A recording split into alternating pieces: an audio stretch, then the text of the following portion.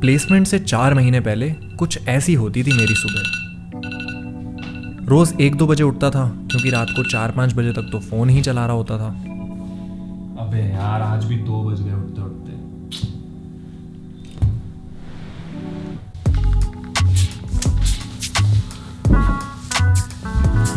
हाँ तो दोस्तों, जैसे केमिस्ट्री में रिएक्शंस होते हैं ना, A+B गिव्स C, जिसमें A और B होते हैं हमारे रिएक्टेंट्स और C होता है हमारा प्रोडक्ट। ऐसे ही हमारे केस में A और B है हमारे रिसोर्सेज जो हम फॉलो करने वाले हैं, जो मैं तुम्हें इस वीडियो में बताऊंगा। हार्ड वर्क, डेडिकेशन, कितनी लगन से हम पढ़ाई करते हैं। और C होने वाला है हमारा फाइनल गोल, फाइनल आउटपुट। जितने अच्छे रिएक्टेंट्स होंगे, जितने अच्छे से पढ़ाई करोगे, उतना ही अच्छा आउटपुट आएगा। लेकिन अगर मैं तुम्हें बोलूं कि एक कैटलिस्ट ऐड करने से ये रिएक्शन और बेटर हो सकता है तो मज़ा आ जाएगा ना। तो मेरे केस में एक कैटलिस्ट था मेरी रूटीन। मैं यार रात को बहुत लेट सोया करता था, जिसकी वजह से मैं सुबह भी बहुत लेट उठा करता था। फिर मैंने सोचा अपनी रूटीन में एक्सरसाइज ऐड करते हैं। मैंने एक साइकिल परचेज करी और मैं दिन के 10 से 20 किलोमीटर साइकिलिंग करने लगा। एक तो यार साइकिलिंग से मेंटल हेल्थ बहुत ठीक होती है। अगर तुम किसी एग्जाम के लिए प्रिपेयर कर रहे हो तो तुम्हारी मेंटल हेल्थ को तुम्हें ठीक रखना बहुत ज़रूरी है। दूसरी चीज़, साइकिलिंग करने से मेरी एक्सरसाइज हो जाती थी, मैं फिजिकली फिट होने लगा। और साइकिलिंग करने से मैं थक जाता था, जिससे मैं रात को जल्दी सो जाता था। और अगर मैं जल्दी सोऊंगा तो मैं सुबह जल्दी उठ जाऊंगा और इसी से मैं सुबह का सारा टाइम यूटिलाइज कर पाता था। हाँ तो उसके बाद करनी थी मेन चीज़ स्टार्ट, जो कि है प्रिपरेशन। लेकिन स्टार्ट कहाँ से किया जाए? इंटरनेट पे इतने सारे रिसोर्सेज हैं जो फ्री में अवेलेबल है। उन्हें देख के भाई बंदा ही कंफ्यूज हो जाता है कि कैसे स्टार्ट करें। और मेरे साथ भी यही हुआ था। लेकिन काफ़ी सारे एक्सपीरियंस लोगों से बात करके और इंटरनेट पे सर्च करके बहुत टाइम वेस्ट करके भी मेरे को पता चला कि राइट वे क्या है स्टार्ट करने का। तो तुम्हें टेंशन लेने की जरूरत नहीं है, वो मैं तुम्हें बताने वाला हूँ। इंटरव्यूज में मेनली ये सब टॉपिक्स पूछे जाते हैं। पहला टॉपिक तो शायद तुम्हें पता ही होगा, जो है DSA, data structures and algorithms. And इसके साथ मैं ऐड करना चाहूंगा कम्युनिकेशन स्किल्स को। इसके बारे में ज़्यादा लोग बात नहीं करते, लेकिन ये बहुत ज़्यादा इंपॉर्टेंट होता है और इसकी एक बहुत बड़ी टिप देने वाला हूँ। इसके बाद जो टॉपिक्स हैं वो इतने ज़्यादा नहीं पूछे जाते, लेकिन पूछे ज़रूर जाते हैं। सबसे पहला है oops, DBMS, computer networks and operating systems. ये भी काफ़ी इंपॉर्टेंट है। इनके बारे में भी बताऊंगा कि कैसे प्रिपेयर करना है। तो सबसे पहले सबसे इंपॉर्टेंट टॉपिक DSA की बात करते हैं। यहाँ पे तुम्हारे पास 2 ऑप्शन है। पहला ऑप्शन है कि तुम सारे टॉपिक्स के सारे क्वेश्चन सॉल्व करना स्टार्ट कर दो। लेकिन अगर तुम्हारे पास टाइम थोड़ा कम है, जैसे मेरे पास भी कम टाइम था, तो यार तुम सिर्फ उन क्वेश्चंस पे फोकस कर सकते हो हर टॉपिक के जो इंटरव्यूज में बहुत ज्यादा पूछे जाते हैं। इंटरव्यूज के पास भी फिक्स नंबर ऑफ क्वेश्चंस होते हैं। बार बार इंटरव्यूज में वही क्वेश्चंस रिपीट हो रहे होते हैं। तो अब बात करते हैं वो कौन कौन से टॉपिक्स हैं और वो कौन कौन से क्वेश्चंस हैं। हाँ तो यार मार्केट में ना DSA शीट्स बहुत ज्यादा चल रही है। DSA शीट्स में क्या होता है कि वही क्वेश्चंस होते हैं जो इंटरव्यूज में बार बार पूछे जाते हैं। तो मैं भी तुम्हें रिकमेंड करूंगा कि तुम एक DSA शीट फॉलो करना स्टार्ट कर दो। अब तुम पूछोगे कौन सी करनी है? मैंने करी थी स्टाइवर भैया की DSA शीट, क्योंकि उसके अंदर क्वेश्चंस थोड़े से कम है और साथ साथ भैया ने ना सॉल्यूशन वीडियोस भी बना रखी है। तो जो नहीं आ रहा उसकी तुम सॉल्यूशन वीडियो देख सकते हो। मुझे पता है DSA शीट सॉल्व करने वक्त भी प्रॉब्लम आती है, कॉन्सेप्ट ही नहीं पता होता है यार, क्वेश्चन कहाँ से करेंगे। तो उसकी टेंशन मत लो, मैं तुम्हें आगे बताता हूँ कैसे क्वेश्चन सारे के सारे लाइन से टिक होने लगेंगे। डेटा स्ट्रक्चर्स एंड एल्गोरिथम्स में कुछ टॉपिक्स आते हैं और उन टॉपिक्स के ही क्वेश्चंस होते हैं जो इंटरव्यूज में पूछे जाते हैं। अब मैं तुम्हें जल्दी से बताता हूँ वो कौन कौन से टॉपिक्स हैं। Arrays, strings, recursion, sorting algorithms, link list, stacks, queues, binary search, heap, hashing, graphs, trees, DP and sliding window. ठीक है यार, टॉपिक्स तो जान लिया, अब इन्हें सॉल्व कैसे करना है। सबसे पहली चीज, सारे लिंक्स डिस्क्रिप्शन में है, तो टेंशन लेने की जरूरत नहीं है, बस देखते चलो। एरेज एंड स्ट्रिंग्स के लिए मैं तुम्हें रिकमेंड करूंगा कि लव बब्बर भैया की जो DSA शीट है उसमें सिर्फ एरेज और स्ट्रिंग्स वाले क्वेश्चंस कर लो, क्योंकि ये दोनों ही टॉपिक्स बहुत वास्ट हैं। इंटरव्यूज के अंदर तुम्हें एकदम से क्वेश्चन दे दिया जाएगा और जब वो क्वेश्चंस तुमने करे होंगे, आंसर करना तुम्हारे लिए इजी हो जाएगा। नेक्स्ट है रिकर्जन। मुझे बहुत डिफिकल्ट लगता था, लेकिन आगे जब तुम ग्राफ्स करोगे, DP करोगे, तब रिकर्जन का बहुत ज़्यादा यूज आता है और डायरेक्टली इंटरव्यूज में भी पूछे जाते हैं। तो मैंने किया था पेप कोडिंग से, फ्री रिसोर्सेज मैं लिंक दे दूंगा। नेक्स्ट आते हैं सॉर्टिंग एल्गोरिथम। अगर कोई इंटरव्यूअर तुमसे सॉर्टिंग एल्गोरिथम पूछ रहा है ना, तो समझ लो तुम बहुत ज़्यादा लकी हो। बहुत ज़्यादा इजी होते हैं। यूट्यूब की एक सर्च में तुम्हें सारे सॉर्टिंग एल्गोरिथम्स मिल जाएंगे।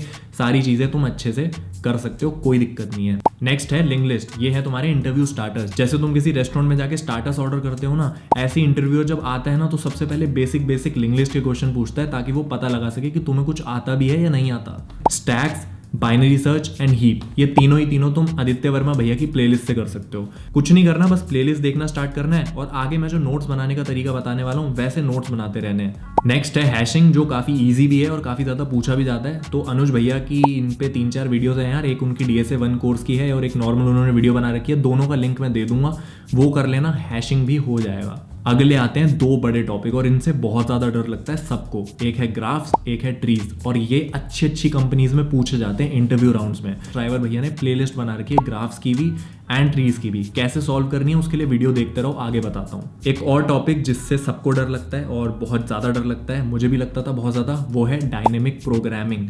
इसके लिए तुम्हें आदित्य वर्मा भैया की वीडियोस जीरो से लेके बस स्टार्ट कर दो, 50 वीडियोस है, सारी चीज़ें हो जाएगी। ठीक है,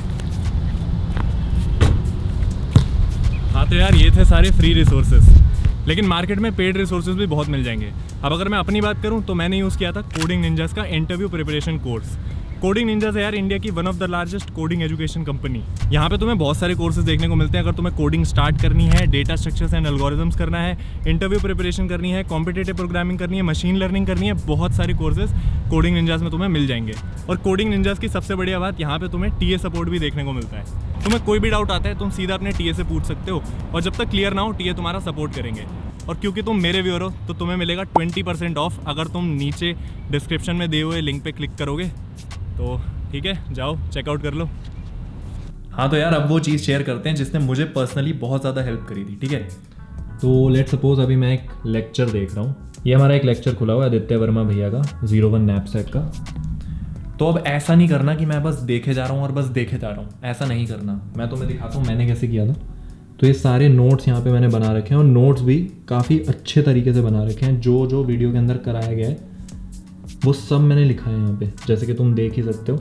और ये कॉपी भरी हुई है। मेरे पास और भी बहुत सारी नोटबुक्स हैं जिसमें सिर्फ और सिर्फ नोट्स ही हैं। नोट्स भी एकदम प्रॉपर है। ठीक है, ये सारे नोट्स मैं इंटरव्यू से पहले बस पन्ने घुमाता था और मेरे को सारे एल्गोरिथम्स याद हो जाते थे। पहला स्टेप ये है। दूसरा स्टेप क्या है, वीडियो देखते देखते तुम्हें पहले अच्छे से वीडियो देख लो, देन उसके बाद अपना एक कोडिंग फोल्डर बना लो। ठीक है, जैसे कि तुम यहाँ पे देख रहे हो मैंने प्लेसमेंट नाम से एक फ़ोल्डर बना लिया था। यहाँ पे काफ़ी सारे सब फोल्डर्स हैं, interview, link list, hashing, heap, graphs, trees, stack, sliding window, सारे हैं यहाँ पे। ठीक है, तो अब मैं डीपी में अगर जाऊँगा, डीपी के सोर्स में गया तो यहाँ पर तुम्हें मिल जाएगा 0 नैपसेक, और ये खुला हुआ है कोड। और ये कोड मैंने खुद लिखा है जो वीडियो में कराया जा रहा है उसके अकॉर्डिंगली। कई बार तो कई वीडियोस में तुम्हें कोड डायरेक्टली मिल जाएगा, कई में तुम्हें सिर्फ एल्गोरिदम मिलेगा। तो कोड तुम खुद लिखने की ट्राई करो। अगर तुम कम क्वेश्चंस करते हो और ये मेथड फॉलो करते हो तो तुम्हारी जो अंडरस्टैंडिंग है ना टॉपिक की, वो अलग लेवल चले जाएगी। ठीक है, तुम्हें नीड नहीं है कि हर टॉपिक के तुम्हें हज़ार क्वेश्चन करने हैं, 100 क्वेश्चन करने हैं। अगर तुम मेन क्वेश्चन जो इंटरव्यूज़ में पूछे जाते हैं अगर वो ढंग से कर रहे हो तो आराम से हो जाएगा, आराम से। So guys this was my way of doing things. तुम्हारा शायद डिफरेंट हो सकता है, मुझे इस तरीके ने बहुत ज़्यादा हेल्प करी थी। अब मैं नेक्स्ट बताना चाहता हूँ, जब तुम एक टॉपिक कंप्लीट कर लो, लेट सपोज तुमने स्टैक्स कंप्लीट कर लिया, अब तुम्हें जाना है डीएसए शीट में। पहले नहीं जाना डीएसए शीट में, पहले स्टैक्स पढ़ लिया अच्छे से, देन डीएसए शीट में जाओ। जितने भी 5, 6, 7, 8 क्वेश्चन तुम्हारे स्टैक्स के ऊपर हैं वो सारे सॉल्व करो। पहला स्टेप तुम्हें कॉन्फिडेंस आएगा। क्यों आएगा कॉन्फिडेंस? क्योंकि डीएसए शीट में तो वही क्वेश्चन होते हैं ना जो इंटरव्यूज़ में बार बार पूछे जाते हैं, हर कंपनी के इंटरव्यूज़ में पूछे जाते हैं। तो बस फिर इसका मतलब है स्टैक्स तुम्हें आता है, तुमने वो क्वेश्चंस कर लिए जो कंपनी के इंटरव्यू में भी पूछे जाते हैं। तुम्हारा कॉन्फिडेंस जो नेक्स्ट लेवल जाएगा ना, आराम से आंसर कर पाते हो तुम। ठीक है, कोई सीन नहीं होता। तो भाई साहब डीएसए तो हो चुका है, अब आगे हमें बाकी टॉपिक्स को भी थोड़ा बहुत टाइम देना है। 1 वीक निकालो, मोर देन सफिशिएंट है। सबसे पहला मैंने बताया था ऑब्जेक्ट ओरिएंटेड प्रोग्रामिंग। इसे करने के लिए अनुज भैया की 1 घंटे की वीडियो है, लग के 1 घंटा देखो और अच्छे से उसके नोट्स बना लो। ठीक है, दूसरी चीज़, इंटरव्यू बिट के टॉप 40 या जितने भी इंटरव्यू क्वेश्चंस हैं ऑब्जेक्ट ओरिएंटेड प्रोग्रामिंग के, बस ये 2 चीज़ें कर लो। इंटरव्यू में ऐसा कोई क्वेश्चन नहीं आएगा जो तुम्हें नहीं आता होगा। नेक्स्ट है यार डीबीएमएस एंड ऑपरेटिंग सिस्टम। सच बताऊंगा, मैंने ये दोनों के दोनों सब्जेक्ट्स थोड़ा ठीक ठाक तरीके से पढ़ लिए थे अपने कॉलेज में, मतलब थोड़ा बहुत आता था मेरे को। तो मैंने क्या किया था, सीधा इंटरव्यू क्वेश्चंस पढ़ लिए थे इंटरव्यू बिट के, उनके नोट्स बना लिए थे, थोड़ा बहुत याद कर लिया था। ठीक है, और मेरे इंटरव्यूज काफ़ी अच्छे चले गए थे। लेकिन अगर तुमने बिल्कुल भी ये सब नहीं पढ़ रखा है तो मैं तुम्हें रिकमेंड करूंगा कि अपना कॉलेज या लव बब्बर भैया ने इन दोनों ही पे रोड मैप बना रखे हैं, उनके सारे क्वेश्चंस एक बार देख लो, अपने नोट्स बना लो। थोड़ा बहुत ज़्यादा पढ़ना पड़ जाएगा तुम्हें, लेकिन हो जाएगा आराम से। और इंटरव्यू में ज़्यादा पूछते नहीं यार इनके बारे में। लास्ट है कंप्यूटर नेटवर्क्स। मुझे इतना ज़्यादा नहीं आता था, मैंने सिर्फ इंटरव्यू बिट के टॉप इंटरव्यू क्वेश्चंस पढ़े थे और ठीक ठाक मैंने परफॉर्म कर लिया था इसमें भी।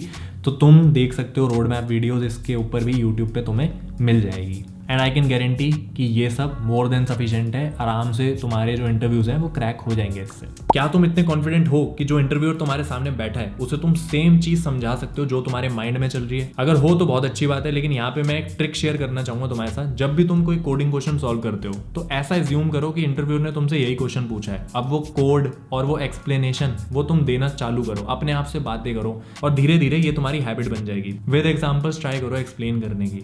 मैं गारंटी देता हूँ कि इंटरव्यू के सामने तुम्हें ज्यादा डर नहीं लगेगा, क्योंकि तुम ऑलरेडी वो चीज प्रैक्टिस कर चुके हो और मुझे लगता है इन सारी चीजों से तुम इंटरव्यू रेडी बन जाते हो। हाँ तो यार ये हो गई पढ़ाई की बातें, लेकिन जो सबसे इंपॉर्टेंट बात है वो सुनो आप। प्रिपरेशन के वक्त जो मेंटल प्रेशर आता है ना तुम्हारे ऊपर, वो बहुत ज़्यादा होता है, और अगर तुमने उस पर कंट्रोल रख लिया तो यार बाकी चीज़ें तो सबके पास है, रिसोर्सेज तो सबने शेयर कर रखे हैं, सबके लिए फ्री है सारे के सारे रिसोर्सेज, लेकिन जो अपने माइंड को कंट्रोल कर सकता है वो ही जीतता है। इसीलिए मैं इस वीडियो में ये एडवाइस नहीं कर रहा कि तुम पूरा पूरा दिन पढ़ो, तुम्हें टाइम निकालना है खुद के लिए, थोड़ा खेलो, थोड़ा दोस्तों से बातें करो, गेम्स खेलना पसंद है खेलो, बाहर घूमने जाना है जाओ, थोड़ा ब्रेक लेना है लो, अपनी फैमिली से बात करो। बट ये बहुत इंपॉर्टेंट है जो ज़्यादातर बच्चे निगलेक्ट कर देंगे तुम्हारे आसपास। सब लगे रहेंगे पूरा दिन, लेकिन यहाँ से बंदा ड्रेन हो जाएगा, फिर कुछ नहीं हो सकता।